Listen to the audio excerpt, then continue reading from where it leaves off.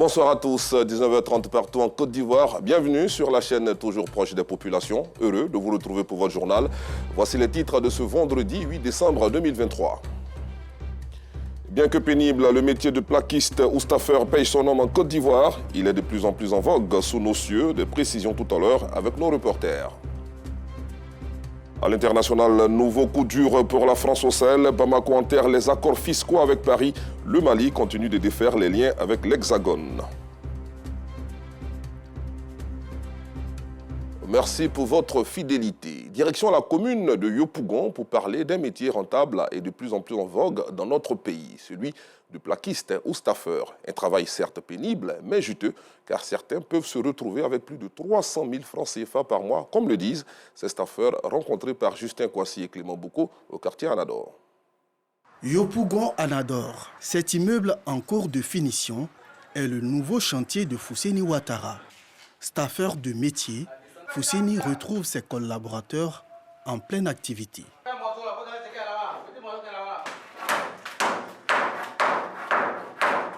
Le métier de staffeur consiste à réaliser des éléments de décoration en plâtre ou en matériaux pour habiller l'intérieur d'un bâtiment. Mais avant d'y parvenir, un montage d'échafaudage s'impose.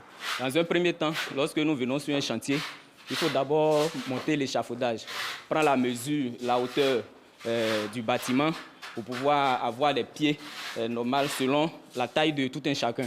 Donc on monte l'échafaudage dans un premier temps pour pouvoir faire le travail. Et c'est important parce que c'est ce qui nous permet de pouvoir travailler. C'est sur ça on s'arrête, c'est sur ça on s'appuie. Une fois l'échafaudage terminé, nos staffeurs se mettent au travail. Fousseni peut compter sur les compétences individuelles et collectives de ses collaborateurs. Bien que contraignant, le staffeur est un métier rentable. Si quelqu'un t'appelle comme ça pour faire une journée, c'est 25 000 francs. Mais quand on nous appelle comme ça pour faire les mètres carrés, ça coûte 2 000 francs. Fousseni nous donne mon lait tranquillement, il n'y a pas de souci. En fonction de ce que tu fais, en fonction de ça, on te paye. Ça, il n'y a pas de dessous dedans. Voilà. Une fois que tu arrives au chantier, lui-même, il te dit, ah, que voici les prix. Si ça te plaît, ça ne te plaît pas, tu dégages. Si ça te plaît, tu restes sur le lieu et tu commences à faire ton échafaud. En fonction de ça, tu avances. Mon rôle primordial, c'est de faire le gâcher.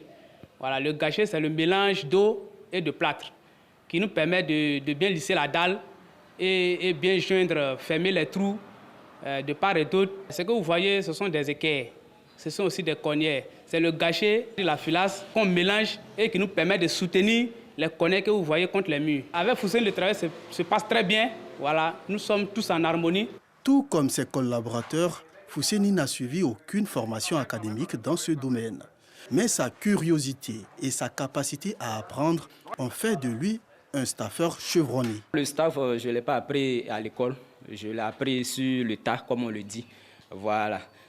Après les études, bon, je voyais déjà mon frère qui faisait le métier, qui était dans le métier, ça allait bien pour lui. Et puis, ça m'a intéressé. Souvent, je partais l'accompagner sur les chantiers et le décor, les designs qu'ils font, j'ai apprécié. La rémunération du staffeur n'est pas calculée, mais on peut facilement atteindre 250 300 000 par mois si tu es continuellement sur des chantiers. Les avantages du métier sont nombreux, mais cela n'exclut pas quelques difficultés. Bon, souvent, il y a des patrons qui nous emploient sans nous verser la totalité de nos dus. Voilà, donc souvent tu travailles et on ne te paye pas le reste de ton argent. Il y a des propriétaires de maisons aussi qui nous prennent à bas prix. Souvent, ils vous montrent des décors pas possibles à réaliser. Ils nous prennent à des prix dérisoires. La trentaine révolue, Fousseni Ouattara est père de 2 enfants. Tout comme lui, plusieurs jeunes aspirent au métier de staffeur, considéré comme l'école de la deuxième chance. Promouvoir ce secteur d'activité occuperait sainement ces jeunes en quête d'emploi. Courage donc à toutes ces personnes dans l'exercice de leur métier. Rappelons que les plaquistes peuvent être aussi exposés à de nombreux risques, à l'origine bien sûr de maladies professionnelles ou de sérieux accidents de travail. À l'intérieur du pays, le conseil municipal d'Odéné poursuit sa politique de développement. Après l'hôtel de ville, la ministre Nassene Batouré, maire de la localité, et son équipe ont réhabilité le centre culturel de la commune, désormais baptisé Camara HIRF, une infrastructure qui vient donc soulager les nombreux artistes et promoteurs de spectacles de la région. En attendant donc son ouverture officielle, Mamadou Kouassi nous fait visiter le site. Suivons donc le guide. Abandonné depuis près de 30 ans, le centre culturel d'Odéné bénéficie aujourd'hui d'une seconde vie grâce à l'équipe municipale conduite par la ministre Nassene Batouré. Réhabilité entièrement, cet espace culturel porte désormais le nom d'un fils de la région, Feu Camara Vakaramoko Yerefe, ou encore Camara H, célèbre acteur ivoirien. Cela va permettre à la jeunesse de venir se distraire, de venir se gayer chaque week-end. Madame le maire veut occuper sa population. Donc il était de son devoir en tant que la première magistrate de venir réhabiliter le centre culturel. Ça fait encore notre fierté, le fait que le nom a été donné à notre grand frère, qui est H. Camara. Et parce qu'aujourd'hui, il y a des personnes, il y a des jeunes qui ne connaissent même pas H. Camara. Donc vraiment, d'abord, ça c'est un honneur pour nous en tant qu'Odénéka. La réhabilitation du centre culturel d'Odéné est une bouffée d'oxygène pour les artistes et les promoteurs des spectacles du district autonome du Denguélé. C'est un combat qu'on a mené il y a très longtemps.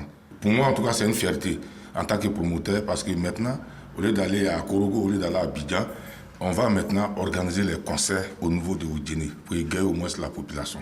Moi, en tant que président des artistes d'Odéné, vraiment, je suis le plus heureux. Notre premier axe, c'est de faire une promotion autour de ce centre culturel pour pouvoir mener nos activités. Ils sont nombreux à attendre l'ouverture officielle de ce joyau culturel qui fera la fierté et la promotion de la culture malinké. La culture rapproche les uns les autres et je pense qu'à cette période assez difficile, nous avons la culture en commun et ça pourra, n'est-ce pas, procéder au rapprochement des uns et des autres. En plus des aspects culturels, la vie du centre culturel Camara Yerefe sera meublée de plusieurs autres activités. Il y a un bar climatisé, il y a la locodrome, il y a une salle de spectacle et des bureaux. Le centre culturel d'Odéné a été construit en 1982 par le premier maire Henri Bourgoin, puis abandonné des années plus tard. Entre-temps, cet espace culturel a accueilli de nombreux événements nationaux. Tels que Variétoscope avec Barthélémy Nabo et Miss Côte d'Ivoire. Avec la réouverture, nous pensons que ces mêmes groupes-là vont repasser à Odéné pour pouvoir égayer la population et nous les attendons. Aujourd'hui, le conseil municipal décide de redonner une nouvelle image à la ville d'Odéné avec la construction et la réhabilitation de plusieurs infrastructures modernes. Après l'hôtel de ville et le centre culturel, les prochaines phases seront le stade, le grand marché et l'hôtel campement d'Odéné. Et puis les écoles primaires publiques de Côte d'Ivoire étaient fermées ce vendredi sur toute l'étendue du territoire national. Cette fermeture des établissements intervient après une décision du syndicat des enseignants du préscolaire et primaire public d'observer un jour de deuil à la mémoire de Flavie Kéké, enseignante décédée à Mans. Pour la retrouver, il fallait se rendre dans les lieux de culte en vue de prier pour le bon déroulement de l'année scolaire 2023-2024. Une année scolaire troublée pour l'instant après le décès atroce de cette enseignante et son enfant survenu suite à un homicide volontaire perpétré par un collègue. Le compte-rendu d'Abdoul Aziz Guira vous sera proposé dans nos prochaines éditions. Justement, à propos de cette affaire qui continue de choquer les populations de Mans, les ressortissants de Bantongouin de la diaspora comme résidents se sont retrouvés récemment dans leur village pour conjurer le mauvais sort suite à l'assassinat de l'institutrice Kéké Louyo Christelle Flavie et de son enfant. Les filles et fils de la localité ont aussi exprimé leur compassion à l'ensemble du corps enseignant et c'était en présence de Gervais Kouassi du bureau régional de RTI Mans. Les ressortissants de Bantongouin de la diaspora, en se rendant sur leur terre d'origine, voulaient exprimer leur compassion à l'ensemble du corps enseignant, mais aussi conjurer le mauvais sort pour le sang humain versé. Notre village Bantongouin, cité accueillante, hospitalière et paisible, depuis sa création, n'a jamais connu un événement aussi tragique et douloureux. Voir le sang humain couler sur son sol, nous disons haut et fort, plus jamais ça à Bantongouin, afin que tous les fonctionnaires, en particulier les enseignants affectés à Bantongouin, travaillent dans la quiétude et la sécurité. Selon nos informations, le présumé coupable du maître, Sieur Gorebi André Mohamed, se trouverait dans les mains des autorités de la police criminelle. C'est pourquoi nous souhaitons que les enquêtes se poursuivent afin que tous les coupables subissent les rigueurs de la loi. Les enseignants n'ont pas manqué de témoigner leur gratitude pour cette marque d'attention dont font preuve leurs tuteurs. Comme on le dit, c'est dans les douleurs qu'on voit les vrais amis. Moi, je dirais que c'est dans les douleurs qu'on voit nos vrais parents. Parce que depuis ce crime, tout le monde est à côté de nous. Tout le monde nous souhaite des condoléances et tout le monde nous soutient. Mais comme je l'ai dit, nous sommes vraiment troublés. Troublés parce qu'aujourd'hui, tous les enseignants ont déserté Badongouin. Ils sont en vie, d'autres sont en Biakouma. Ce matin, ils arrivent parce qu'ils ont peur. Et ce n'est pas de leur faute. Donc, notre première doléance au niveau des cadres, c'est la relocalisation de tous ceux qui ne veulent pas être dans leur maison. Ensuite, nous demandons aux autorités ivoiriennes en général et en particulier notre ministère de tutelle pour qu'à Batongouin, on puisse parer cette situation, c'est-à-dire avoir une cité des enseignants. Si les enseignants étaient dans une même cité, je crois qu'on n'allait pas voir ce crime. Les garants de nos us et coutumes dans la pure tradition d'An ont purifié le village avant de demander aux enseignants déserteurs de regagner leur poste sans crainte. À leur suite, il a été demandé aux guides religieux de prier afin que l'esprit de mort soit à jamais éloigné de Bantongouin. Dans le Tongpi, mais cette fois avec Mamadou Kouassi, le peuple basé dans la sous-préfecture de Benouin a un nouveau chef. Il s'agit de l'ancien ministre de la Communication et ex-vice-président de la CEI, Auguste Mirmont. Le nouvel homme fort de la tribu Béa, un sous-groupe d'An, a pris fonction dans la pure tradition africaine en présence des têtes couronnées et des cadres de la région. De hautes fonctions de l'administration à la tradition, il n'y a qu'un seul pas. Et c'est ce pas que vient de franchir l'ex-ministre de la Communication, le feu Félix Houphouët-Boigny, et encore ex-vice-président de la Commission électorale indépendante, Auguste Mirmont, est établi dans ses fonctions de chef de tribu de Béa, un groupe ethnique de la sous-préfecture de Benoué, à l'ouest de la Côte d'Ivoire. Une intronisation qui réjouit les chefs de communauté du département de Zouaounié, ainsi que les cadres de la région du Tongpi. Nous nous tendons les bras afin qu'on travaille ensemble. Hier, il était notre patron. Aujourd'hui, nous sommes des collègues. Chers collègues, Auguste Mirmont, soyez les bienvenus dans le rang des chefs traditionnels de Kounané Sud. C'est sous votre houlette que la commune de Benoué a été dotée d'infrastructures et services importants dont on peut se prévaloir aujourd'hui. Je note dans ce registre le lycée municipal de Benoué, l'unité mobile de formation professionnelle de Benoué. Le nouveau chef de tribu s'engage pour la promotion de la cohésion sociale, mais aussi pour le développement de son territoire. Moi, tout ce que je sais, tout ce que je peux assurer, tout ce que je peux promettre à mes parents, c'est la paix, la solidarité et le soutien aux actes de développement dans nos villages de la tribu. Cette intronisation vient combler un vide laissé depuis des années. C'est pourquoi Clarisse Maïkayo, marraine de la cérémonie, exhorte l'ensemble des populations à soutenir le nouveau chef de tribu. À cet instant T, nous avons besoin de quelqu'un de la trempe d'Auguste Mirmont. Et je voudrais vraiment dire merci à tous les chefs de cette tribu pour cette clairvoyance. Parce qu'aujourd'hui, le chef, quand il va chercher le développement pour ses parents. Le chef ne va pas pour être figuratif. Tu fais notre fierté. Nous allons t'aider à réussir. Nous allons t'aider à donner un exemple de chef dans notre circonscription. Cette cérémonie voit la mobilisation de l'ensemble des cadres des différents bords politiques et religieux, ainsi que la présence du corps préfectoral pour la cohésion administrative. Un mot de religion dans ce journal. La 3e édition du Centre chrétien Carmel d'Angré s'est tenue récemment dans la commune de Cocody pour faire le bilan des activités de fin d'année et se pencher sur les perspectives de 2024. Un rendez-vous annuel qui a été le lieu de prière et d'adoration, un moment de satisfaction pour les participants selon Justin Kwasi et Clément Boko. Placée sous le thème « Onction de Joseph », la convention annuelle du Centre chrétien Carmel Angré s'est tenue dans la commune de Cocody en présence de plusieurs fidèles.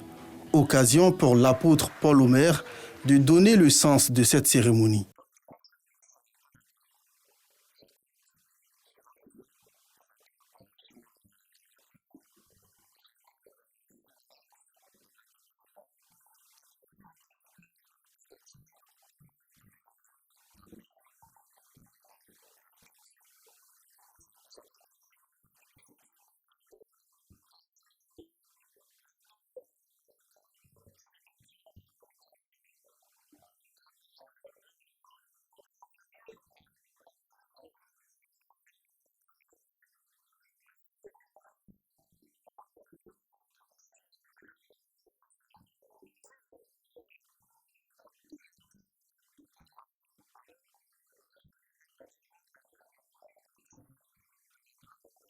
Ce rendez-vous annuel dénommé « Bâtisseurs des Nations » a été une satisfaction pour les participants.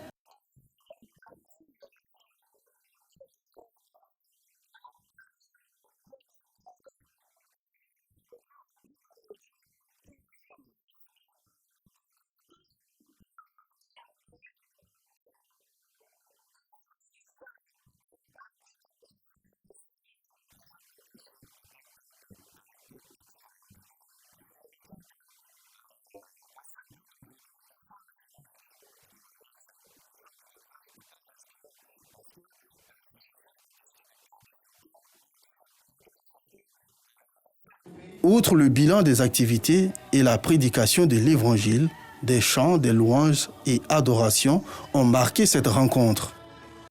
Autre chose à présent, à Bobo s'est tenue la 15e édition de la célébration de la vie soutenue par le ministère de la promotion de la jeunesse, le ministère de l'Éducation nationale et Madame la présidente du Sénat et maire de la commune Haute. Durant une semaine, l'ONG internationale Les Amis de la Vie a sensibilisé et engagé les élèves et étudiants dans la lutte contre la drogue. Voici le témoignage de Samuel Metch. Lutter contre la drogue, cela passe aussi par le sport. À travers plusieurs activités sportives, l'ONG internationale Les Amis de la Vie décide de sensibiliser les élèves de Côte d'Ivoire. C'est la première fois que des élèves marchent pour dire non à la drogue. Tôt le matin, après une séance de fitness, ils ont arpenté avec les responsables de la vie scolaire de la Draine 4 les rues autour de la mairie d'Abobo sur un parcours de 3 km pour faire entendre leur voix. Nous sommes venus pas seulement parler aux enfants, nous sommes venus les responsabiliser, à être plus résilients. Oui, c'est important de parler aux jeunes, c'est important aussi de leur donner la parole. Oui, et l'alternative que nous proposons à cette jeunesse dans les étaux de la drogue, c'est bien sûr la pratique du sport et aussi des activités civiques en bénéfice à leur communauté. De retour dans la cour de la mairie, ils ont participé au forum jeunesse animé par plusieurs partenaires de l'ONG, dont le CILAD, la Croix-Bleue et le ministère de la promotion de la jeunesse. Tous ont entretenu les jeunes sur les dangers de la drogue. Nous avons retenu l'essentiel, de ne pas consommer la drogue en milieu scolaire, car la drogue elle est nuisible. Si nous consommons de la drogue, voilà, elle risque d'avoir des effets néfastes sur notre avenir. Si on prend la drogue, on peut se retrouver à la rue. Et puis ça peut gâter notre vie et notre avenir. Plusieurs stars de la musique et du petit écran ont également associé leur image à l'opération de sensibilisation qui avait démarré dans les établissements de la commune, avant de s'achever sur l'esplanade de la mairie par un concert. Aujourd'hui, c'est le fléau que la jeunesse vit. Et si nous avions des partenaires extérieurs qui nous accompagnent dans cette mission, dans l'encadrement de nos enfants, à s'éloigner de ce fléau, c'est une belle initiative et nous encourageons en tout cas l'ONG Les Amis de la Vie. Fini l'étape d'Abobo, les Amis de la Vie mettent le cap sur Boaké afin de poursuivre la campagne pour sauver les élèves de Côte d'Ivoire et leur donner l'occasion de croire en des lendemains meilleurs. Nous disons non à la drogue. De l'autre côté de la frontière nord de la Côte d'Ivoire, nouveau coup dur pour la France au Sahel. Bamako a annoncé mardi soir, conjointement avec Niamey, sa volonté de supprimer la convention fiscale établie entre le Mali et la France signée il y a plus de 50 ans. Elle permettait notamment d'éviter la double imposition des particuliers et des entreprises. Pour le pays, l'objectif est de mettre fin à une situation jugée déséquilibrée et de faire payer notamment les entreprises françaises. Et puis la guerre entre Israël et le Hamas, toujours à la une de l'actualité internationale. L'agence de l'ONU pour les réfugiés palestiniens a appelé ce vendredi à un cessez-le-feu immédiat pour mettre fin à l'hécatombe dans la bande de Gaza, dévastée par la guerre qui fait rage depuis 2 mois entre l'armée israélienne et le Hamas. Avant un vote extraordinaire du Conseil de sécurité dans l'enclave palestinienne, les combats se sont poursuivis ce jour du nord au sud où Israël mène des opérations terrestres appuyées par des bombardements aériens ou navals. Fin de cette édition, merci de l'avoir suivi. Bonne soirée sur RTI2.